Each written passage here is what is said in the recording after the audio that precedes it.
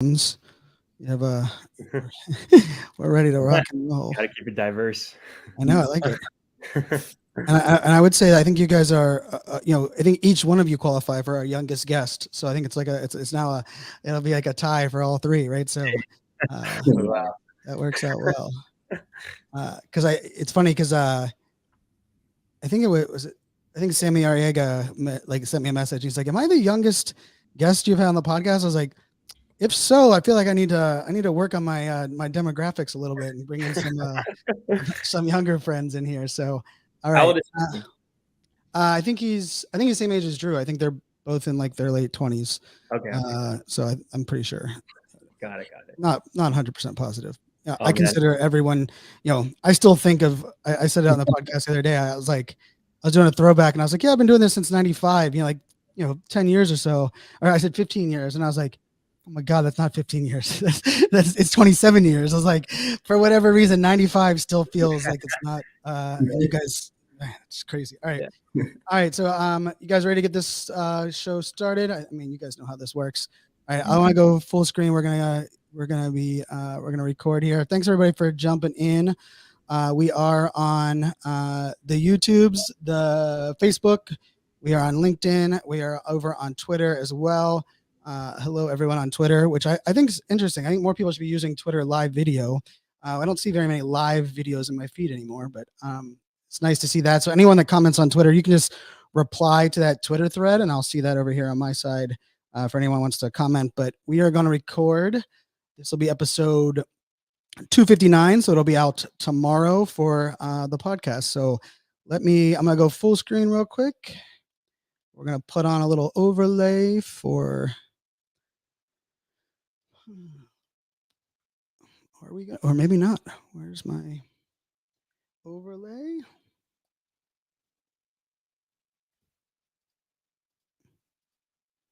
Here we go. All right. We good, Carter? We're good in the background. Welcome back to another episode of NFT 365. And you are, of course, tuning into another fun episode. We are doing this every day. And, not only do I have a fun guest conversation for you today, but I have not one, not two, but three guests for you on the show today, which I am excited to bring in. And they're actually some friends that I got to hang out with in New York and I've been following and really enjoying what they're building. Not only for the future of education and reimagining this whole Web3 world, but really a really dialed in, well thought out project that's been in the works for a long while, which I can't wait to bring to everyone's attention here on the podcast. But before we do that, we are sponsored by the Crypto Business Conference. Crypto Business Conference is happening in beautiful in San Diego. I'll share a little bit more about the conference back at the end of the podcast. But without further ado, let's just jump into bringing in our guests over here. And we are streaming it on, video for those that are listening in audio. I know not everyone, not all of your friends, not everyone is a podcast listener, although that slightly blows my mind as podcasts are my number one way of consuming content and information. But we are on YouTube. So if you are listening to this and you're like, I wanted to share it with a friend, but they're not really into podcasting, we got you. Just send them the YouTube video or the YouTube playlist, and we will make sure you can kind of connect those dots that way. So with that, I have the team from Meta University, right? We have the whole crew here. So thanks so much for jumping in. And Sai, I'll let you kind of jump first because on my screen, you're sitting right next to me. Go ahead and introduce yourself. And then we'll just kind of, each one of you can introduce yourself, and then we'll talk, kind of set up the project, but even more about who you guys are and how this all came together. I feel like I've had the privilege of being on this journey with you guys for many months, but our audience might be first kind of tapping in. So Sai, over to you. Give us a little intro of who you are. Sure. First of all, Fanzo, thanks for having us. For those of you who don't know, we actually got a bite in New York. I think we were at a pizza place and we all met up, had a good conversation about NFTs. So my name is Sai. I am 17 years old. I'm one of the younger ones on this podcast. And I'm the co-founder of Metaversity, a project that my brother and I and Harsha have been working on for the past couple of months. I have been involved in the Web3 and NFT space for a while now, and just getting more in the depths of it, just learning more every single day. That's really what we're here about. And we're just trying to teach other people more about NFTs, the Web3 community, pretty much anything you can think of. So yeah. I love it. I love it. Yeah, and it was at one of my favorite pizza joints too, which is Ray is right there off of Times Square. And all of you like New York pizza maxis that are going to tell me that one's not good one, it served me well for about 20 years of me, maybe having one or too many to drink and then usually going there, or stopping by in an afternoon bite. And that was pure serendipity that you guys were there at the same time I was. And Srikar, you're up next, but we got to hang out a little bit there. There's my Adderall. My Adderall alarm clock goes off. I feel like I record these every day at 1:30, but we got to hang out a little bit at VCon and got to get to know you a little bit more there. And what an amazing event. But excited to have you on as well. I know you and I kind of first connected a long time ago. But let the audience know a little bit about you, and then we'll jump over to Harsha. Sure. First of all, thanks for having us on here, Fanzo. It's definitely going to be an amazing time. I wanted to get started by really mentioning how we first met up. And I think it started when one of my friends told me about this podcast. And I was at the time getting into NFTs, learning a lot about where I could find the most information possible, provided we were building a project called Metaversity, which obviously is going to be the bulk of what we'll be talking about. But our entire project revolves around education. And so I was looking for an avenue to learn more myself. And that's when I came across NFT 365. I obviously saw the amazing host, Fanzo. I heard about what he was talking about, looked through all the podcasts. And that's when I went to VCon and I saw Fanzo in person for the first time. And I was like, okay, that has got to be Fanzo.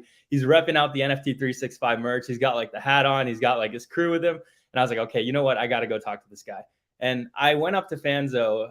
And I think Fanzo, that was the first time we met up. And I just pitched you and I told you about what I was building. I told you that I was a content creator, had been doing a lot of side hustles. And then I had this idea about building a university for side hustles called Metaversity. And I think that's really where we kicked off. And after that, we met up again in NFT NYC, like you mentioned, at the pizza shop, which was cool. And it's just been an amazing time being able to build this relationship with you, also learn a lot on our side from what you have to offer, and really just take it from there. So that's a little bit about how we met up. And to go about of what I've been doing, I've been a content creator, just like my brother, for a while now. We've been doing TikTok, Instagram stuff, built a couple million followers across socials, and really got into this world of NFTs a couple of months ago when I started investing into NFTs and started flipping NFTs. And I realized that there was a lot of potential behind these profile pictures. And there's a lot more going on than that you could really understand when you begin to dive into like this whole crazy world of Web3. And that's really where our inspiration for our project started. And it's really just been an amazing journey from then. I love it. I love it. And we're going to tap back in a little bit to that VCon experience. But Harsha, I'm going to jump over to you next. Give us a little bit about your background and your role with the team. For sure. Yeah. Like they said, thank you so much for having me on, Fanzo. This is such a great experience. And just like the switch of being able to be the listener to now being able to be on this podcast is insane. So thank you so much for that. But I'm Harsha. I'm the project manager for Metaversity.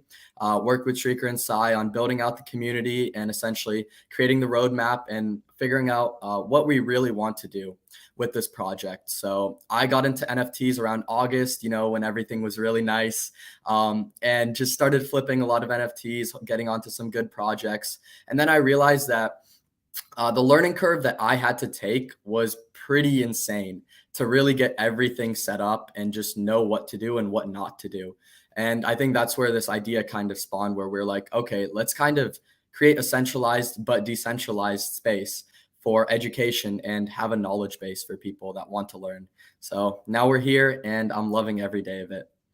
I love it. Well, I'm excited to have all three of you on, and I think setting the stage, for our audience. One of the things I just want to put out there, right, is that not only Srikar, you had reached out via Messenger, ahead of time, and it was just complimenting the podcast, talking about the podcast impact on you, and we were at VCon, Drew and myself, and we were probably presented, I don't know, 15 or 20 projects where people had come up, known the podcast or known me.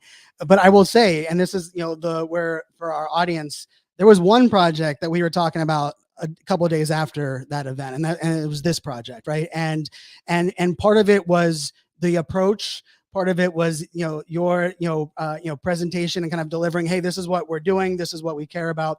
But also there's a beautiful element of like, not only did you like shoot your shot, or what we say, raise your damn hand here on the podcast, but there was also just this other element of like pure desire and curiosity to learn and want to put out something that is bigger and better than maybe even you knew it was possible.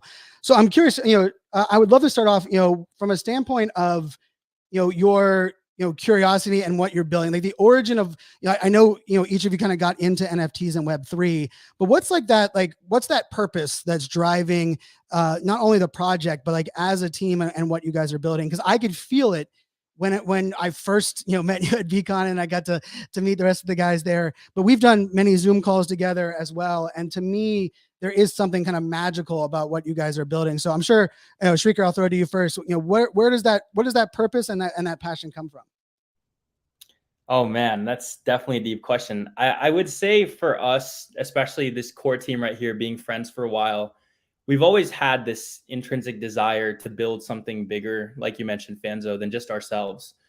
We wanted to create a bigger impact than what we could do by ourselves. We wanted to be able to gather together groups of like-minded individuals, people who want to create that impact in society, be able to really bring them together and show to the rest of the world what that would look like. And for us, that passion really lied in business as well as education, because we realized that there was definitely a need for the education to be able to be spread out to a lot more people. And at the same time, we were very passionate about building businesses and building side hustles, because we've been doing this for a while. And it was only the natural way of things for us to be able to combine the two and create a project revolved around helping spread that education and be able to implement most of the business that we've been learning over the last few years, really. And I think that really struck out to us a lot, because as we had been building, we only realized that it's just the most fun thing ever. Regardless of where the project goes, it's just being able to show that to other people, being able to bring together amazing people, doing things like this, getting on podcasts, meeting amazing people like yourself, Fanzo. It's just been an awesome ride, really. And that's really why we're doing what we're doing. So I love that you mentioned, and Sai, I'm gonna send this one to you. I love that you guys mentioned you've been doing this for a while, right? You're creators. You're also have run agencies around influencer and marketing concepts. And I will say like that to me stands out a lot. But Sai, you said what, 17? Is that correct? I'm curious. At 17 years old, I sure as hell was not, business conscious or business focused.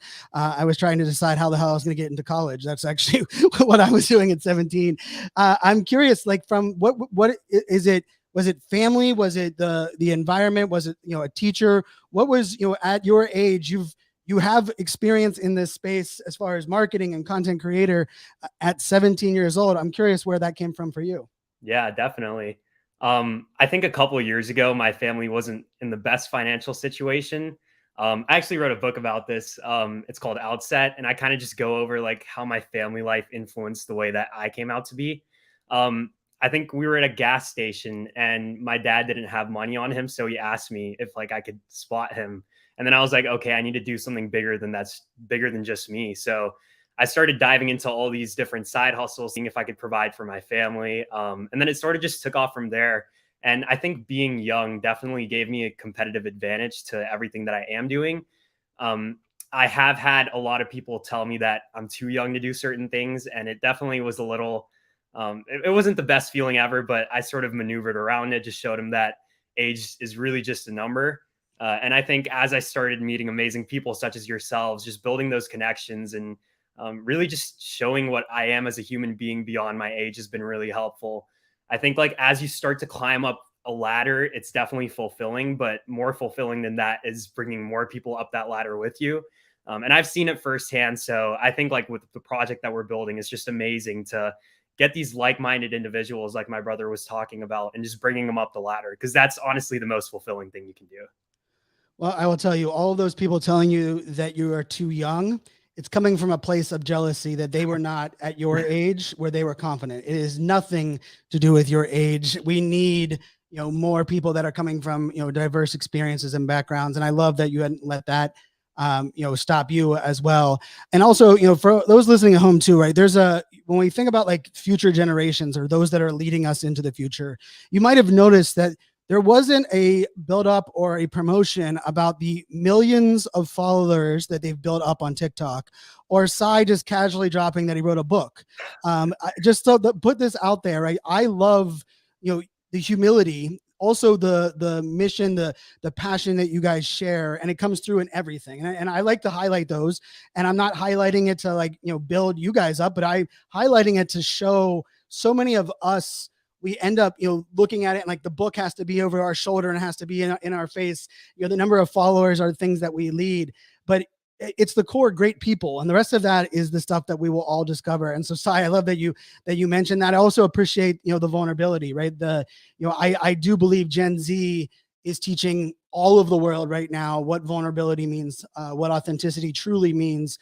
And Harsha, I'd love to hear from your take, as Sai's mentioned, as far as, being young and kind of building this up, Srikar mentioned about having the experience, as you've been building, a project in this space, as you've been leaning into Web3, I'm curious, like, what are some things that either excite you or things that maybe surprised you that you're hoping to kind of take on with, your project and the things that you guys have working?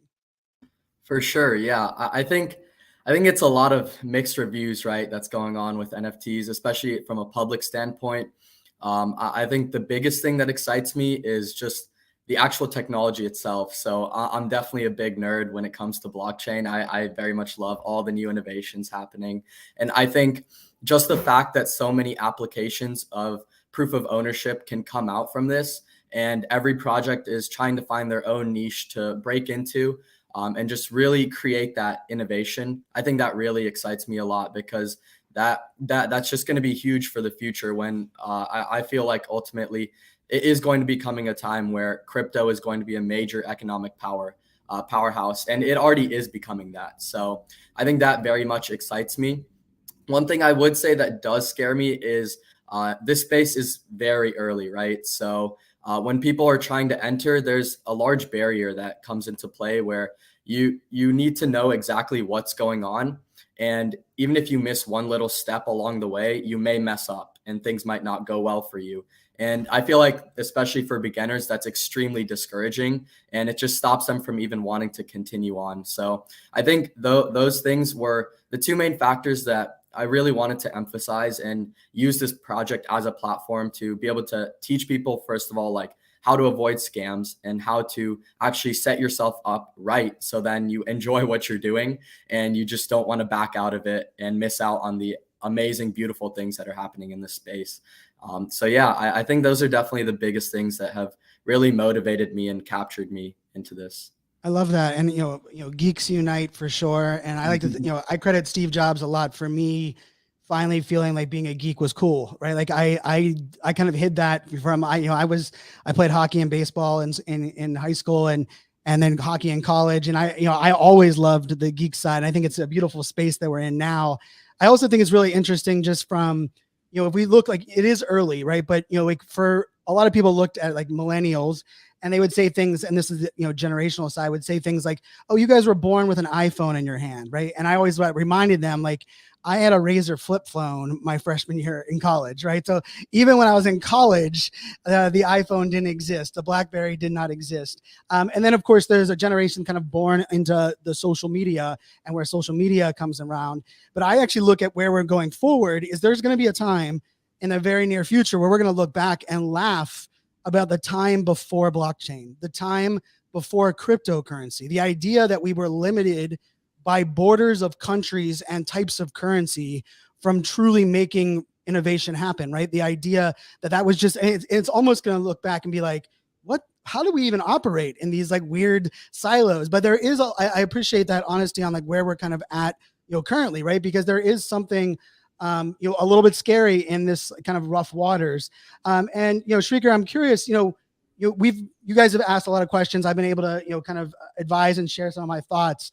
Your, team humility, the team the way that you not only take advice and are leaning into it, but I'm not one that likes to set people up for failure by surprise, right? And so I talked a lot with you guys last time about like we have to prepare for a slow burn, right? We have to prepare for the possibility of like a 7% return on your whitelist, right? Or your Discord. And that's a hard thing to accept because you've been putting in the work, right? And when I first discovered the project, I expected, based on VCon that like, okay, it's coming out any day now, right? And I love that we're getting, closer to that time. But I'm curious, Srikar, since you guys have kind of been building the project, what are some of the things that you've had to adapt from like your thinking and strategy as you approach launching? Because I think there's so many people out there right now that they want to still stick with what their thought was in March. Right. And not only have the times changed and our market has changed, but I would argue the NFT owner has more information and more dialed in than they've ever been before. So I love how you guys have really leaned into some of the feedback that I've given you, but I'd love to hear from your side. Like, what are some of the things that you're starting to recognize, like, hey, we have to adapt this. We have to change some of these things. I think that would really help our audience. Definitely, Fanzo. I would say the biggest thing for us being content creators, one thing that I noticed was that when we first got into the space, we did put a lot of efforts on influencer marketing. And I would say that has been something that has changed a lot. I would say with like all our entire team, really, because we realized that maybe influencers don't move the needle as much as we think when it comes to the NFT space. And I think that's been something we've been starting to realize as the months have gone on, just because of how the space has been evolving. Now, I'm not saying that influencers aren't important. I'm sure there are influencers out there, especially Web3 influencers, who can definitely bring on communities. But one thing that we really started to realize was that we shouldn't be putting all our eggs into the influencer basket and just rely on our like millions of followers or whatever to just try to get people into the Discord to be able to sell out our project, because I don't think that's how the space works. And also sometimes that can get a little bit scammy to people. And so what we've realized and how we've adapted is we've started doing a lot more organic marketing over the last couple of weeks, I would say. We've started doing more word of mouth, talking to great people in the space, really just working on building up our project and making those connections. And I think that has gotten us a lot further than just doing a bunch of like story posts on our like Instagram, for example. And I think that has been like a huge realization that I've had. Well, and I will give you credit too, right? Because, there is no playbook for influencers, right? I always like the level set, because for anyone that's never been hired as an influencer or content creator, there's like this assumption of like, why aren't they more transparent? Why are they hawking that brand? Why doesn't, and if for those that don't understand this space, there isn't like every brand. I just got off a call. Like my call leading into this is a project. It's a massive project that we've had multiple calls, kind of just like managing expectations of like what I'm willing to do, what we want to accomplish. And I will say, Srikar, when you and I were talking, we were laughing about like, hey, we should collab. And I was like, well, how is your audience that you have like receiving NFTs in this space? And you were point blank, like, well, that's not really where I built like what my audience relationship was. And that's refreshing, right? Because as influencers, as content creators, we have to recognize that some of this content is just not going to work with some of our audience, not only because it's early, but they're not looking for that for us right now, right? Like there's a good chance they're going to find another entry point. They come back and find out you guys are involved in a project. But I'm curious, Srikar, from that side, and then, just give it from a content creator perspective, how have you like leaned in, because you said organic, but for those that aren't familiar kind of with that organic, how have you taken your creator skills and leaned into the organic side of the house to kind of share? Definitely. Yeah, no, I think being a creator has helped me in a lot of ways for sure. Now, I'm not discrediting everyone who's not a creator. There are a lot of ways that you can definitely do organic marketing, whether you're a creator or not. But for me, being a creator has given me leverage in a way that my brand has been built out a little bit more. And I would say this goes for a lot of people. Really building out your brand on whatever level has helped in so many ways for me. And I would say for a lot of people in general, just building out your brand is super helpful.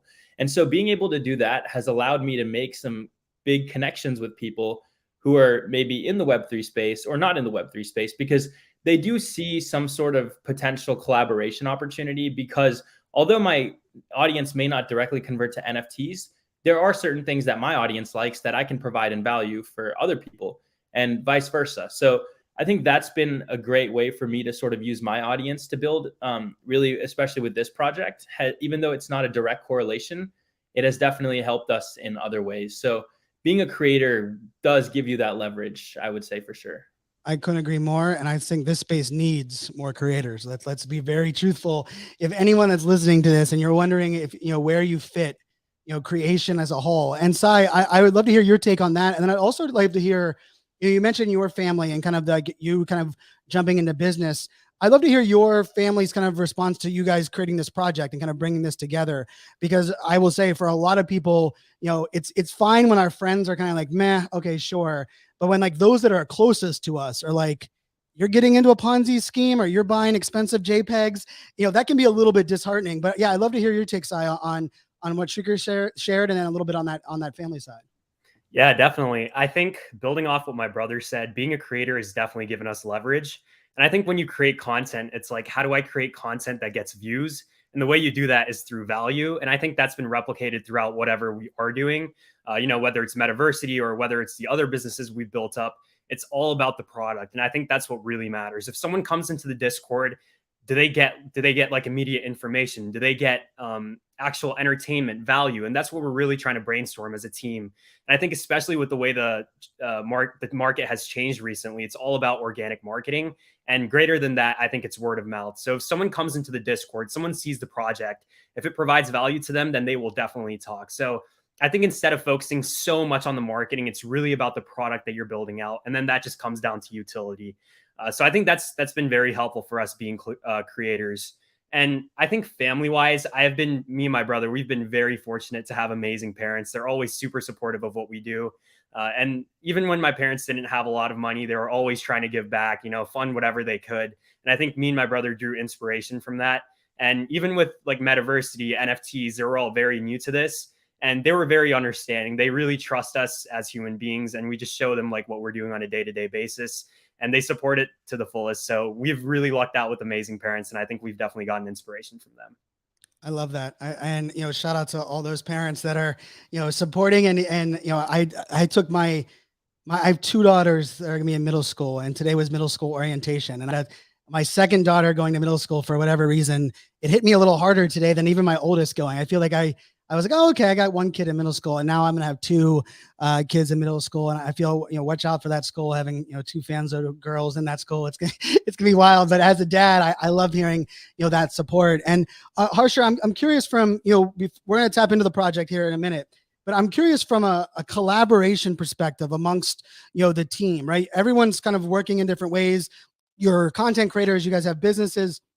How have you guys kind of fine-tuned or come together? What are some of the things that you guys maybe do well, or some of the things that others can learn from? Because I've been getting to know you guys very well, and you are very uniformed, and you have kind of a great approach. Yet you both, all three, especially the three, you three that I've been able to get to know better, bring your own kind of self to the project, which I think everyone needs to have. I feel bad for projects that kind of they end up losing what the personalities of each one of the people are. So I'm curious, Harsha, from a collaboration and working together, what are some of the things that you guys are doing that it seemed to work really well? For sure, yeah. I'd say we definitely we've all known each other. Like I went to high school with Srikar and knew Sai because my brother's friends with him. So we definitely knew our personalities and we knew that we could work together well. When it came to like the actual our benefits or what we're good at, I think it worked really well because Srikar and Sai, they're amazing content creators. They've built up this network for themselves, and I'm also working on the content creator aspect as well and building up my own socials. But I think my skills really lie in the technical aspect, as I mentioned, and I've looked into so many projects that I've really realized what works, what doesn't. And sometimes I just like to sit back, watch a mint happen and see what exactly the team has been doing that's led to different floor changes. Because I mean, with such low supply, it's for these projects relatively compared to other assets like stocks and stuff, any small decision you make moves the power and value of your project a lot, right? So yep. I think it's definitely works really well where Srikar and Sai are more of like the external, I guess, members where they really reach out to different people, get to connect with them. And I get to be alongside that as I am right now and get to learn the loops and everything. Whereas I'm more so very much focused on the Discord, focusing on what we're going to provide, how it's portrayed, how we're doing events, things like that. And it's more of like putting together both sides. It works really well where we get to meet up. I get to hear what they have to say. They get to hear what I have to say. And then we put our ideas together and then just integrate them as a whole. And I think that's something that a lot of projects should be doing. I think I've noticed a few projects where it's kind of very separate, where the founders are just there to exist. And there's a bunch of mods and other people that are just like taking care of things, whereas we have Srikar and Sai coming up with ideas and saying, oh, we met this person, maybe they can provide this value to the community. And I'm like, okay, that's great, but how do we do that exactly? We can make an event like this, use this platform. And yeah, I think that's what we've kind of figured out as a system that works really well for us. And it's great. I love it. Oh, I love it. And I tell you, I'm really geeking out lately watching some of these projects. And like, I have my own, like, I don't even tell anyone on my team on like my own opinion on a couple of projects, but I'll get messages like, why didn't you mint that one? And I'm like, I've literally been watching every step of that. And I'm like, I'm just waiting for it to fall apart or waiting for it to shoot up, right? Like there's both sides of this, but I think for those listening as well, unfortunately right now, we all have to kind of build from scratch from like Discord and community. But it doesn't mean we're building from not knowing anything, right? I think this is such a misnomer where it's like, well, yeah, I'm building the Discord yet, and we all have to build these individually, so I'm just kind of winging it. And it's like, hold on a second. There's hundreds of great Discords and active communities that you can participate in. You can learn their structure, the way that they make things work, and then adapt that for what we're working on. So I love that you brought that up, Harsha, and I think that's a key component. And I think there are different roles on how we play, although I think getting that geek stuff out is also a beautiful combination of this world as well. Srikar, I'd love to hear from when this project, before it had a name, when you guys kind of came together, what was like that like origin, and then how did it go from this to let's make it a project and then let's lean in? And I'd love to just hear that part of that origin story. Fanzo, I was hoping you would ask me that question. So my brother and I actually had this idea a few months ago when we wanted to dive into building our own NFT project after we'd been flipping and trading NFTs on our own. And we really thought about how to provide as much value as possible. Education was definitely the biggest thing that kept coming up to us because we realized there was a lack of education in the space. We wanted to show everybody what Web3 was about. And ultimately, like I mentioned, be able to build a really cool business around this and really spread that information to others. And when we first started, we kind of brainstormed ideas for where education would lie. And the thing that kept coming up to us was like colleges. And we were like, okay, well, colleges are the perfect example for education because that's really what they provide. And obviously, Sai, being the young dude that he is, had to go to college. So we were just thinking about how we can integrate that. And we came up with the idea for a project called Collegiate Ape Club. And it was like the most like, it was like a name that everybody probably expected in the space because everybody was doing like the ape thing with like the Bored Ape starting that. And at the time we were like, wow, this is such a genius idea. We're going to rule like all colleges with our NFTs. And we started thinking about how we can integrate NFTs with colleges. And we thought about going to various colleges and giving speeches, being able to talk about education, which is still an aspect that we carry on for Metaversity today. But in terms of like the actual profile pictures, we wanted to do like an ape for each college in America, like the top 50 colleges in America or something. We quickly realized there's a lot of copyright issues involved with that. So unfortunately that didn't pan out, but fortunately that led us to think a little bit deeper. And we came up with the idea for Metaversity, which was like the Metaverse University. And I told my dad and my mom, and I was like, okay, do you guys want to go for Collegiate Ape Club or Metaversity? And it was like an easy blowout. And after that, we stuck with Metaversity. And that was really like the origin of where this came about. So education has been the constant throughout the project, regardless of the name. But yeah, there have been a couple of changes over the last few months. Yeah, I love that. I love that part. I remember you telling me that the first time, and I was like, that resonates, right? Because I think where we kind of begin with that like origin story, or even like how we're molding this all together, it continues to grow. And Sai, I'm curious from your standpoint, like meta university, right? Like the Metaversity concept, right? Like there's a lot of people that are like, yes, we need more education, but there's also people that are like, but who are they educating, or what are they educating on, or what's going to work? And I've been very vocal on the podcast being like, I will support, amplify every education play. Like literally, I don't care. Like that, we will never have too much education. Well, it's not true. We'll never have too much good education in this space. Anyone that's browsed Instagram or TikTok lately from a crypto NFT space. I mean, I had to mute a couple of people just this week because there's a couple of crypto people that are misinforming people on just like the Ethereum merge. And it's like, oh my goodness, like I know how many people you're reaching and you're doing, like you're misinforming. And I think that's unfortunate. But Sai, I'm curious, like for those that are listening, when you think about like those people that are going to not only buy the NFT, but you're building the educational component for, what does that look like? Who are the people? What are some of the things that people can look forward to? Yeah, definitely. So I think I watched this TED Talk a while ago. I talk about this a lot actually. And he goes over something called Maya, MAYA. It stands for most advanced yet acceptable. And he says that that's how most billion-dollar businesses are created. You have some aspect of advanced to it, but it has to be acceptable at the same time. And I think Web3 has allowed exactly for that. And I think that's what we're really diving into. But in order to get that aspect of acceptability, you have to have that advanced part to it too. So when we educate people, we try to educate them both in the Web 2 and Web 3 world. So being content creators ourselves, I think it's very cool to teach people the structure that we sort of built out to get us to, whatever followers we have. And that's been very helpful for people looking to join the Discord.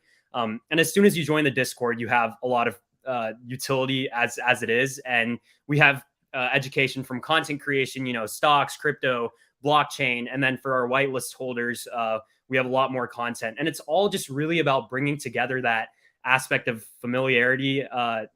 And then at the same time, just being advanced. So I think people that really are hustlers want to join our Discord, people that want to do something a little different, start a side hustle, do something bigger than just themselves. And that's what we've really sort of built out in Metaversity. And I think the inspiration for that kind of spurred through our content creation. And when we did that, we didn't have like a manual to teach us how to do it. We kind of had to figure things out on our own. And as we started to figure it out, we realized that there's no one sort of teaching that stuff. So we wanted to be the people that showed these people that it's not as hard as they think it is. So I think the people just joining are really hustlers at heart wanting to learn. Couldn't agree more. I mean, it's why I got paid a lot of money to speak on pressing the damn button, which to me was like, it's like Nike already owns that, right? Just do it. Right. And I was like, I had my own version with press the damn button. And so much of it is, there isn't a playbook, right? And there isn't a roadmap. And I will also say that's partially why, like, I really appreciate TikTok from a content creation perspective, because unlike a lot of the other platforms, your ability to kind of like lean into what you feel works and then kind of like double down. And then, not only does the algorithm work that way, but it seems to, it's definitely not like you don't need millions of followers to get your content in front of millions of eyeballs, where in most other cases that might be a little bit different. Harsha, I'm curious from your take, you mentioned, Discord, the onboarding, Asai just mentioned some of that instant utility, from you, all three of you being younger and also content creators and having that younger skewed audience. Are people native to Discord? Is Discord something a majority of those that are coming in are like, oh, I'm in lots of Discords. How does that go? And then I'm also curious from a gamification perspective. I've noticed, and it's not ageist, it's more of like just me looking at our data.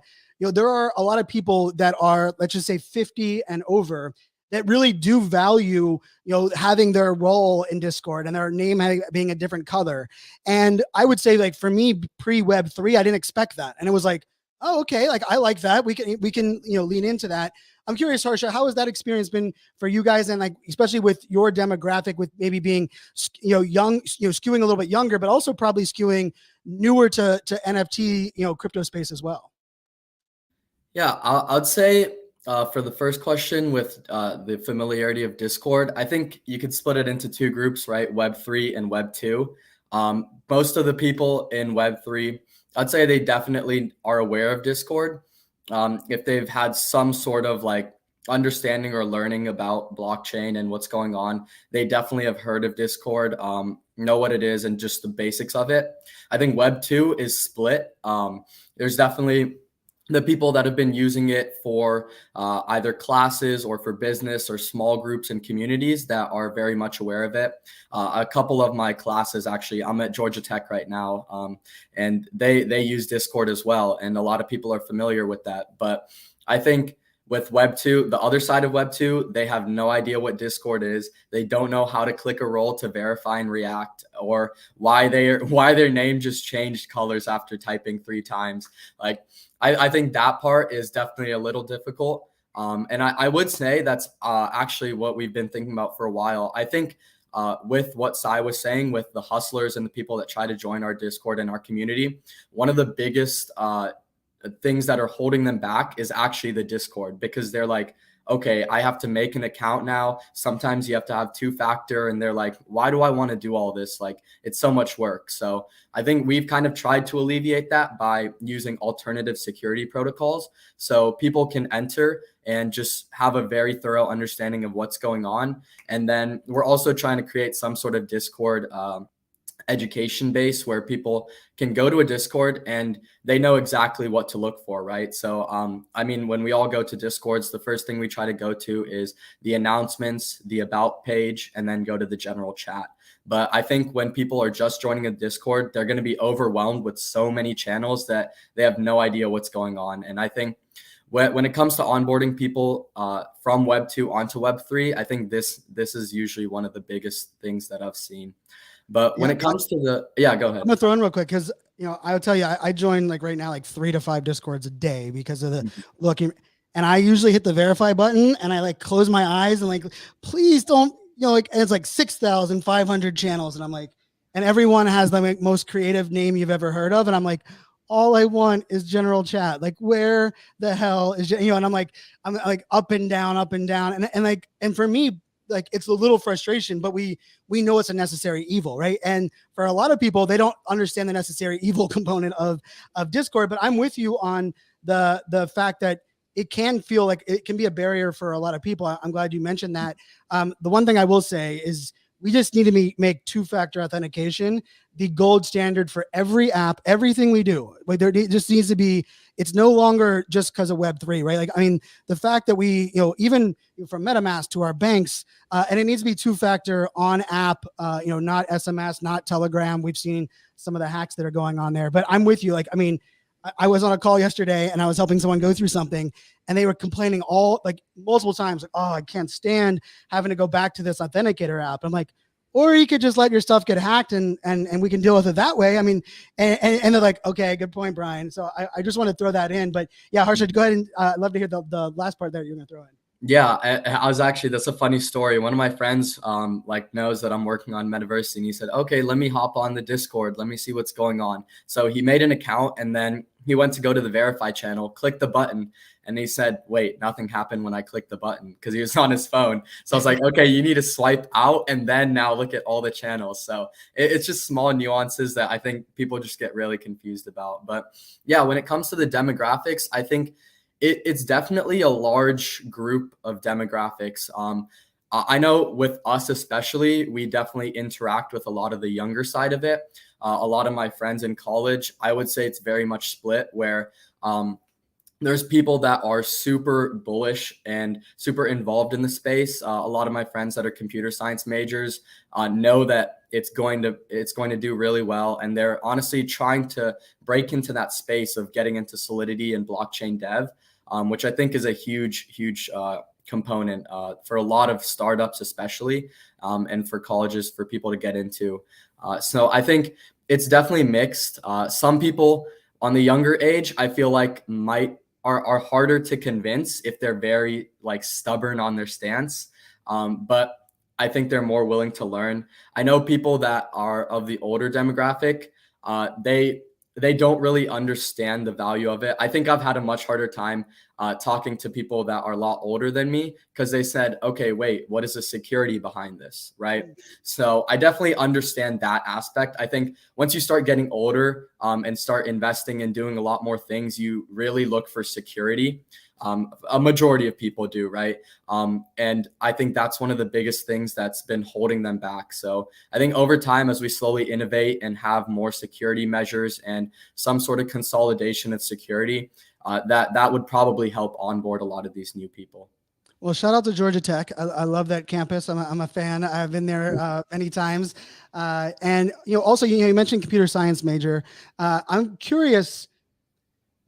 I feel like there's a lot of misinformation around crypto and the blockchain, even from a sustainability perspective, right? I appreciate there is a much, a younger generation that does care about the environment in ways that I'm just inspired by.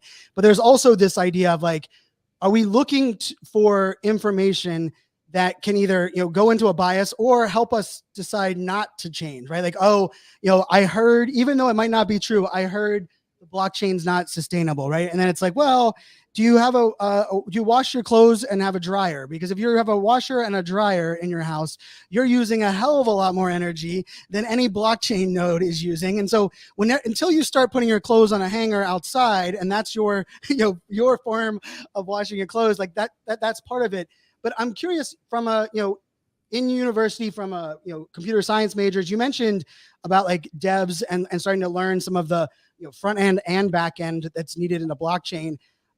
Are people looking at like from the college perspective, even from computer science majors, are they looking at the blockchain more, or are they looking at crypto NFTs more as far as like where the attention's going? I definitely think, especially computer science majors, it's definitely more on the side of blockchain and crypto applications. I have one of my friends working on this cool creator token that essentially allows anyone to integrate like Twitch and different platforms and create like a little creator game economy out of it.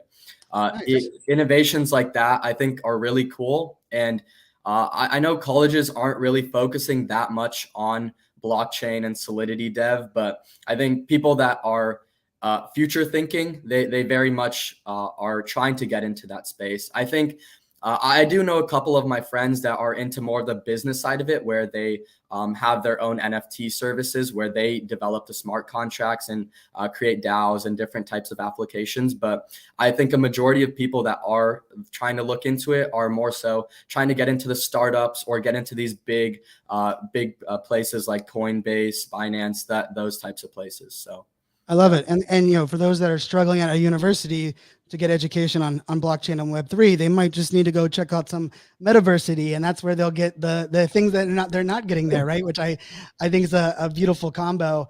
Srikar, I'm curious from you've been adapting, you've been preparing for kind of the Genesis launch. Give people a little bit of like the state of where you're at right now with the project, and what people can look for. You mentioned whitelists. You mentioned you do have a very active Discord. I've been in the Discord for a little while now. Talk to me a little bit about where you guys are at currently and what people can can anticipate. Sure. So we're actually doing a Genesis launch, like you mentioned, Fanzo, very soon, actually, where people are able to mint one of 100 NFTs. And these are going to be a lot more exclusive. We're really doing a thorough check on every single person that applies to mint one of these NFTs. And the reason being is we want to create a really solid foundation for Metaversity, and not only for the Genesis holders, but also for the entire community that's to come about. And when you have people who are, let's say, influential content creators or entrepreneurs or business people who are owners of these Genesis mints, then what you'll see is the structure and the base of Metaversity is going to be a lot stronger. And what we're essentially trying to do is build that foundation so that a lot of our community members in the future, when they mint our 5,050 NFTs, will receive education and training and seminars and all of these different aspects of education from various people, not only the core team, but also the extended wing of the core team, which we really see in our Genesis holders. So for the development of the project, that's where we are right now. We'll be minting our Genesis NFTs very shortly, which people can apply to. And that more information about that will be in our Discord directly, where people can learn. And after that, we'll be doing our full collection release, which will entail over 5,000 NFTs. And our holders will be able to receive that education aspect that I was talking about, whether it's AMAs in our Discord, seminars, workshops, in-person events. These are all things that we're working on organizing currently to be able to provide the full benefits to all of our holders. I love this. I mean, I love this play. You guys know this. Like for me, like, I mean, so many projects don't figure out what their audience wants or really what matters the most to their audience until they've sold out and they got 80% of the wrong people in the project. Right. And we've seen that. And, maybe that's the byproduct that we're seeing right now at the market where a lot of people are flushed out. They probably should have never been in that project. Right. And I've talked with you guys before, right?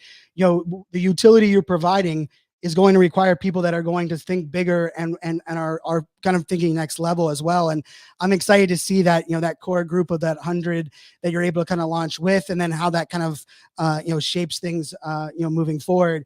Sai, I'm curious, as we look at, the space, as you look at, Metaversity and some of the things that we're learning, we mentioned, Harsha mentioned about, the dev side. We talked about content, influencer marketing. I'm curious from, we are, three males on here, or four males on here, 3 male guests on here. And, not only, inclusivity and diversity being important, but also opening the door and making seats at the table for, those that identify as female, and for representation in non-binary and the LGBTQ plus arena. How are you guys looking at that? Because there is something, beautiful about that core friend group coming together, but being able to bring in some other voices, some unique perspectives, I know is also important. I know you're something that you guys value as well. How are you guys approaching that part of the project? Definitely. I think, especially in this space, it's super important to have this sort of like just diversity all around, whether that starts with the community members or even the founders and people on the core team. Starting with that, all of our core team members are actually either people of color or minorities. And then we also have Cameron and Simon, who are kind of like advisors and directors on the project. And with Bryce's community, it's actually like HBCU people. So the people he targets are HBCU colleges. He hosts $100,000 fund every single year. And that's like pretty much his whole sort of demographic. And those are the people we really want to bring on, because at the end of the day, education should be for everyone. I don't care if you're a male, female, non-binary. I don't care if you're Black, if you're poor or rich. It really does not matter. I think everyone needs education. And like I said, in the space we're in, it's important to bring that community together. And the way we're sort of doing that right now is just getting the word around, telling people in marginalized communities, or telling people of color, that we have this project that's open to pretty much everyone. I think a lot of projects nowadays are sort of just selectively choosing their members, and they want to keep it like a certain demographic. They want to keep it like, like a certain status, but we're really open to the fact that a lot of people want to learn and get that knowledge and information handed to them. And we're just trying to bring together the most, the best people we can. And I think that just starts with heart. It doesn't really matter about your external appearance. I don't, age, especially being someone young, I always see this every single day, just people discriminating. And I don't think it's really needed. So it all just comes down to the person you are as a human being, and if you're willing to learn. And those are the type of people we're trying to bring on. I love that. And I'll just say, for all those that are, limiting someone's ability to influence you or educate you based on, race, religion, age, you are going to lead us down a Web 2 path that we've already been there, right? And the idea that, we were I was in a Twitter space yesterday afternoon, and two of the people that were on stage with me were people that were both 15 years old, and both of them are not only doing some amazing things in crypto, but one of them was writing a book on educating elementary school kids on coding. And it was a 15-year-old. And I was taking notes. I will tell you, I took notes on my iPhone as I'm listening to that Twitter space, because the 15-year-old's, experience and approach to what, he looked at from coding whenever, 7 years ago, it like blew my mind. And I was like, why would we not tap into a 15-year-old's knowledge on how we could teach a 7-year-old, rather than waiting for like a 30-year-old to tell us how to teach a 7-year-old, right? Like there's some of those things that just are, unfortunate. I think there's, the other part of this place, and I think, just me, sharing this from like, experience that I've had, right? Like, it's funny, like when I was in college, Napster and, we were stealing music. Not know at the time, we didn't know we were stealing music with LimeWire and Napster and that world. But, it was funny. I was loving the idea that we were removing record labels from controlling some of the music things. But it wasn't until people saw that I was making money. Like I was buying our college kegs and pizza with my CDs that I was burning on and selling to those in my dorm. And unfortunately for me, like people didn't realize, like I was looking at it saying like, imagine how we can share music in this like peer-to-peer conversation that was, and we were using AOL chat and, Yahoo groups, which most people, including you guys, never had to deal with a lot of those things. But I related a lot to where we're at now, right? Where like, I really wish that like whenever I jumped in, even to my first, government role, I came in and said, hey, how you guys are deploying your collaboration tools in the US government is broken. This is how they're doing it in Yahoo groups and in forums. And they're like, hey kid, check yourself. This is SharePoint. And we're going to go through and it was, 7 years of deploying something that it took 7 years for them to come back to me and say, Brian, could you fix this, what you just helped us deploy? And so I hope with like all of my fiber that we can not only remove some of these biases, but I will also challenge anyone that's out there in this space that has a platform that has the ability to bring these things to life, is like, let's back it up. Let's bring young voices onto the stage, minority-led projects, women-led projects, and let's make sure that we don't allow that to become the norm. Because I had to put someone in check in a Twitter space just because I could tell the tone that they were using with the person that was 15 was different than the tone they were using with me, and that was not okay. And I had to call it out, publicly in the space. And for me, like, doing it my best as a teaching moment, right? Not belittling that person, but recognizing like this is something we all have to know. So I love what you guys are building. I know we're gonna put a lot of the notes and things down below. Srikar, I'm curious, when you came out, we met at VCon, I loved, the family aspect, the friends that have been, kind of ride or die for a long while. And you guys are continuing to educate and building businesses and kind of moving through now with, Metaversity. I'm curious, Srikar, from a standpoint of like, if we have, maybe it's some of your peers, maybe some of our younger demographic that right now they're trying to figure out like, what is their role in Web3, or like maybe they're like, I don't have friends that are in it like you guys have that are lucky, or I don't have the background as an influencer marketing or content creator. Srikar, what would be your advice for those that are listening that maybe are looking for like their role in Web3? What would you tell them as far as getting involved? Sure, Fanzo. I would say the biggest thing really is connecting with other people. At least for me, what I realized was that a lot of times people are a little bit hesitant to reach out to others. And this really goes along with what you mentioned with being all inclusive with every single person out there. And the beautiful part of Web3 is I think a lot of people share that similar mindset as to what you described, Fanzo, and really bringing up people, no matter how old they are, what gender, what race, doesn't matter. And that gives people an advantage because now everyone can reach out to each other. And being able to connect with like-minded individuals and other people, whether that's in Discord, on Twitter Spaces, on social media, which has been a huge thing today, that's just an amazing way for people to really connect and be able to learn more and provide and receive that value and education. And being able to do that will allow whoever that is out there who's trying to receive more information to be able to build out themselves and their own brands in a way too. So yeah, I would say that would really be the biggest advice from my side is go out there and start reaching out to these people because you never know which connection can help you out. And you might just be one connection away to something. And I know it's tough for some people to be able to do that because sometimes it's like you're stepping out of your comfort zone. Sometimes you don't even know who to reach out to, but it's really just about finding communities, and Discord and all these medias are really helping people do that. And, and I have to give you credit, right? I don't know if you don't come over to me and track me down at VCon if we're having this conversation on the podcast, right? And that is you taking the action, right? And you running up and also doing it from a place of very like it's textbook in my opinion, and I know it wasn't like methodical on your side, but like you showed you care about me first, and then I leaned in to care about what you had to say, right? You talked about the podcast and you were very grateful, and all three of you have been not only kind words but supportive, and I've for me, you never know who's listening, right? You never know who's watching. And I wish more people understood that, but I sometimes don't realize that, right? Like I being on a call the other day and someone was like, oh, Brian, did you know one of the, executives on the My BFF project quoted your podcast twice? And I was like, I had no idea that they were even listening to the podcast, right? But I also think there is something about taking that action, seizing those moments, right? That's what that raise your damn hand to me means, at its core. as we kind of pull this together, as I could talk to you guys for hours. We've had some very long, fun Zoom calls.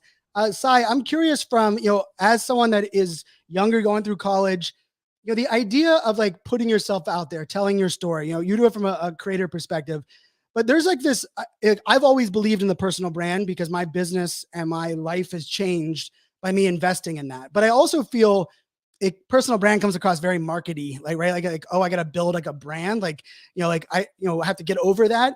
I'm curious from, those that are in your, maybe in your audience or community or your peers right now, what do you think from a mass adoption, or from like, what would be the aha from like this space for some of your peers to kind of come in with a different view? Because I know some, like when I saw Full Send doing an NFT project, I'm like, I crossing my fingers that it comes out positive, right? And they deliver, because there's a demographic that they're reaching right now that majority of them are probably not have anything to do with this space. None of them, they're all walletless, per se.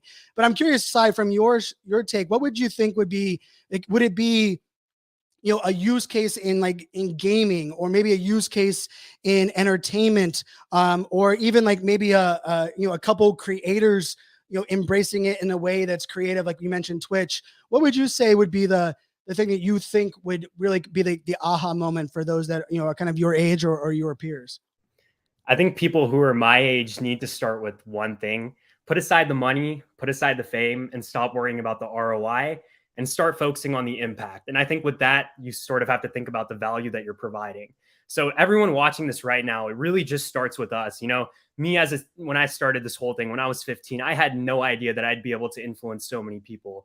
But doing that, it's been so surreal, and no one is different than anyone is. I think we're all the same people at heart. So start with yourself and see how you can start to provide that value. And it starts with the little things, just telling people kind things, whether you're in a Discord community or in an NFT space. Just promoting the fact of positivity and just spreading that throughout the space is very, very needed. And as you can start to provide some sort of value, you'll start to create impact. And I think with that, this Web3 community will go so much further than we all just so far ahead. And I think that's very important as a community. And I think something that we can all do collectively is just getting on podcasts like this, just spreading the word of what we really want the space to be. And people who don't have the opportunity to do things like that, just get together with your friends and start putting out content. I think at the day and age that we live in right now, content is literally king, and we've seen that firsthand. So, whether you like creating content, whether you don't, just start doing something where you can showcase what you're doing in your daily life and showcase that impact that you're actually providing. And as we all start to do that, I think the space will be beautiful to see. Oh, great advice. The idea, when we throw out ROI and that money side and that, trying to be famous, and we just try to impact, one person, like imagine how amazing this world would be if we each own the fact we could influence one person a day. We could change the world as simple as that, right? We don't need anyone that needs millions of followers, right? We could literally simply, and I think, from looking at, not only your content, but what, many of you have built, a lot of it is started out with impacting a few that impacted a few more, that all of a sudden we're able to kind of grow that. Harsha, I'm curious, as, you look at, you mentioned, currently as far as computer science and developers looking at things like, not only different, blockchain coding and that side, what is something that you're excited about, maybe learning more about or studying more about to bring into Web3 that, maybe that might be able to help? Because I love smart contracts, but, unfortunately a lot of that's stuck in kind of the Ethereum side of the world, right? And how does that, go beyond Ethereum? I'd love to hear your thoughts on like the future thing that you're looking forward to learn more and kind of bring back to our world. For sure. Yeah. I think one of the biggest things that I feel like, especially when it comes to that development side, I very much think one thing I'm looking forward to is like no code tools. I think that could onboard so many people, and just like it's like those free tools like code.com and Code Academy that we have for Web 2. That like literally, I know like some of my younger cousins, they just got on there for fun and they think it's so cool, but they're actually learning something very valuable. And I think if we have some sort of no code tools, kind of like crypto zombies, but along the lines of where you can create full-fledged production, I think things like that could be awesome. And I mean, I'm an electrical engineering major, so I'm not too much on the coding side of things, but I think it's a very good piece of knowledge to know, especially going down the line when we start building our own applications for Metaversity. I think having a firsthand understanding of what's going on will just help integrate the utility side of things with the technical side of things. So I'd say that's probably one of the biggest things I'm looking forward to. That'd be so dope. Yeah, and we're going to get there, right? And the beauty of it is we don't have to wait for anybody else to build it. We can all build it here, right? We can, and that is, I mean, that is the truest heart of decentralization, that, like identifying what worked in Web 2 at some point, and then let's reimagine it and create it together in Web 3. Srikar, I want to kind of wrap this by, you guys have teamed up with some other great projects that have supported you, and that not a lot of, like there's a lot of projects that throw around the whitelist here and there, but not from a project kind of like, hey, we want to collaborate, want to believe. Throw out some of those names, some of the projects that you worked with, and then leave our audience with, like, from a Metaversity perspective, a little bit of like your, vision for the future, and we'll kind of wrap a bow on this episode. Yep.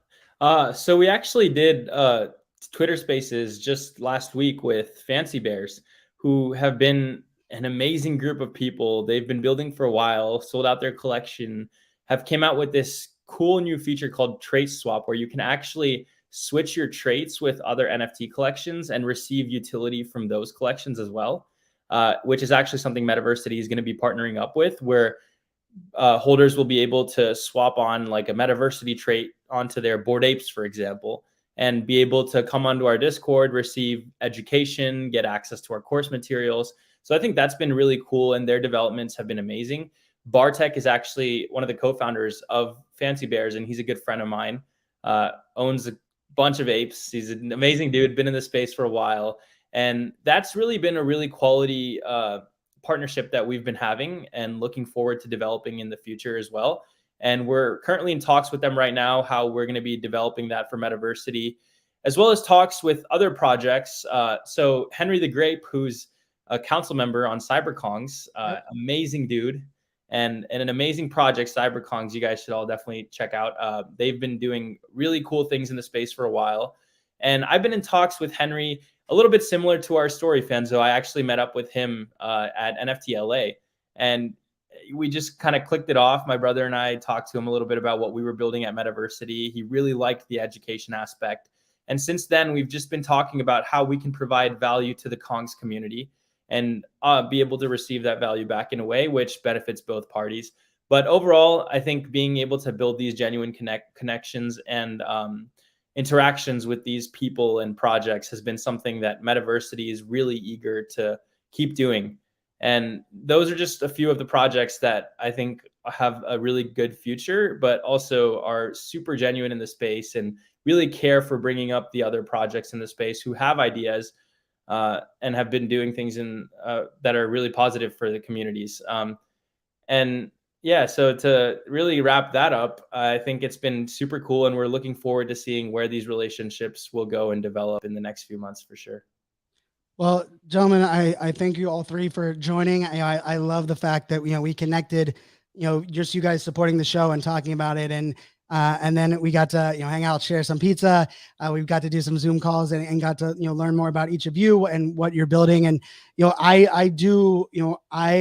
get a lot of my energy off of the fact that I know that I get to share a space with great people that are doing great things. And all three of you are those, no doubt. So I appreciate you, tuning in with, to the podcast, also jumping in to be guests today. And I'm excited, we'll share for those listening, as it leads up to the, the mint day, we'll share some more information and some updates. And I already told them, like, if it ends up being season 2 or maybe near the end here, season 1, we'll have to bring them back on, talk a little bit more about like the launch and some of the things that, we see going on between now and the end. And, for those that are listening too, I think there is just something really powerful about, the power that we can bring to education, right? Because who knows who we can educate that can then create the tools that many of us need. And maybe one of those people can create a tool that replaces Discord, so that we don't have Discord as a barrier to entry. But, part of that is also, surrounding yourself with, great people at great events. We mentioned we were at VCon. We've also met together and had pizza over there at NFT NYC. Our sponsor for the podcast is the Crypto Business Conference. It is happening in San Diego in October, and excited for not only the fact that it'll give me great content and education from the stage, but really creating an environment that really fosters collaboration and getting to know people from different walks of life. And also just kind of a welcoming environment where you can sit down at different tables that have different themes and share information and grow together. So for those that are looking for that, make sure to check out the Crypto Business Conference over there. It is socialmediaexaminer.com/NFT365. So with that, we'll definitely put in the show notes. We will share what everyone needs to know about Metaversity. And I give this call to action last night on Twitter Spaces as well. In Web 2, a lot of us, we loved and believed in certain causes, and we believed in education and equality and diversity, and we believe in everyone being treated fairly. But I think many of us had to come to the realization, especially over the last 5 years or so, and for me, a lot of that happened with the murder of George Floyd, where I recognized that my silence was not helping, and that it was action, and it was using my voice to make an impact. And I think for those that are listening to the podcast, it's easy for us to talk about how great it is to have project or have, great young leaders like these three gentlemen that are creating something great. But if we want to make a difference, we want to make an impact, we have to take action. We need to support these projects. We need to get, behind them. And as you mentioned, just the idea that they're dropping, 100 Genesis that you're applying to be a part of, and they want to help use those 100 people to help shape and even amplify and include in what they're delivering. I think that to me is what it's all about. But it starts with taking action, right? And for anyone that's here, let's be the Web3 movement that doesn't just talk about equality, doesn't just talk about social good, doesn't talk about removing biases around age or gender. Let's be the ones that support it. Let's be the ones that take action. Let's put it in our wallet. Let's celebrate those great projects and great people. So with that, until tomorrow, my friends, make it a great day. Cheers. All right. Podcast recording is done. Gentlemen, you guys rock. That was awesome. Thank you so much, Fanzo. Thank you, Fanzo. That was amazing. I enjoyed the conversation. Wow. Cool. Yeah, you know what? I felt like after we did the second round, asking each of you, that I could have just done a singular interview with each of you for the hour, right? I could dig into each of your backgrounds and your, that's probably the highest compliment I could give, because I know and I love that all three of you came on the show, because it also shows kind of the breadth of the project and the breadth of what you guys are working on. So this was a heck of a lot of fun. Oh, for sure. That was so fun, Fanzo. Thank you for having us on, man. It's such a cool thing to be able to go from listening to your podcast every day to being on it. Hey, that's what it's all about, right? The decentralization, right? We are a lot closer to the creators and those that we are want to connecting with, right? I grew up, Justine was the person that the YouTube creator that I was damn, she's got the coolest job. She gets all the, I was the guy waiting in line overnight to get my iPhone 3. And she was the one giving us the preview the day before. And I was man, I would never be and even then, YouTubers were kind of there was a separation of YouTube creators and everyone else. And I think it's beautiful now that those worlds have kind of changed. I actually was, messaging back and forth with iJustine the other day. And I was wow, it's kind of funny how it comes full circle. But for me, it took, I don't even know how many years that's been. It's probably been 20 years, 2010. So no, I guess it's not been 20 years. It's been 12 years. But the fact that we can make this all happen, you guys, coming on the show. So, for all those that are watching live, thanks for tuning in. If you jumped in at near the end, this will be tomorrow's podcast episode. We'll put all the show notes out there, and we'll, including here into YouTube, we'll drop some of the links that were mentioned before. But thanks everybody on live video. I appreciate y'all.